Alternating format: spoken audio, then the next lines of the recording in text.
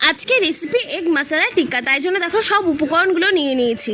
একটা মিক্সিং বলে টমেটো কুচি, ধনেপাতা কুচি, কয়েকটা কাঁচা লঙ্কা ও আদা রসুন দিয়ে একটা পেস্ট বানিয়ে নেব। তেলে গোটা গরম মশলা দিয়ে পেঁয়াজটাকে দিয়ে একটু ভেজে নেব। ভেজে নেওয়ার পর 3টে ডিম সেদ্ধ করে নিয়েছিলাম, সেই ডিমগুলোকে একটা দড়ির সাহায্যে পিস পিস করে কেটে নেব। কেটে নেওয়ার পর সেই ডিমের মধ্যে দিয়ে দেবো একটু নুন, হলুদ গুঁড়ো, লঙ্কা গুঁড়ো দিয়ে ডিমগুলোকে একটু মেখে রাখবো। পেঁয়াজ ভাজার মধ্যে দিয়ে দেবো সেই মশলাটাকে, তারপরে দিয়ে দেবো ধনে গুঁড়ো, জিরে গুঁড়ো, নুন, লঙ্কার গুঁড়ো সব দিয়ে একটু কষিয়ে নেবো। কষিয়ে নেওয়ার পর সামান্য একটু জল দিয়ে দেবো। জল দিয়ে আরেকটু নেড়ে নেওয়ার পর দিয়ে দেবো সেই সেদ্ধ ডিমগুলোকে দেওয়ার পর একটু নেড়ে নেব। নেড়ে নেওয়ার পর সেই ডিমের মধ্যে দিয়ে দেবো গরম মশলা আর ধনেপাতা কুচি। রেডি হয়ে গেল আজকের এগ মশলা টিক্কা। তোমাদের কেমন লাগলো অবশ্যই কিন্তু কমেন্টে জানাবে।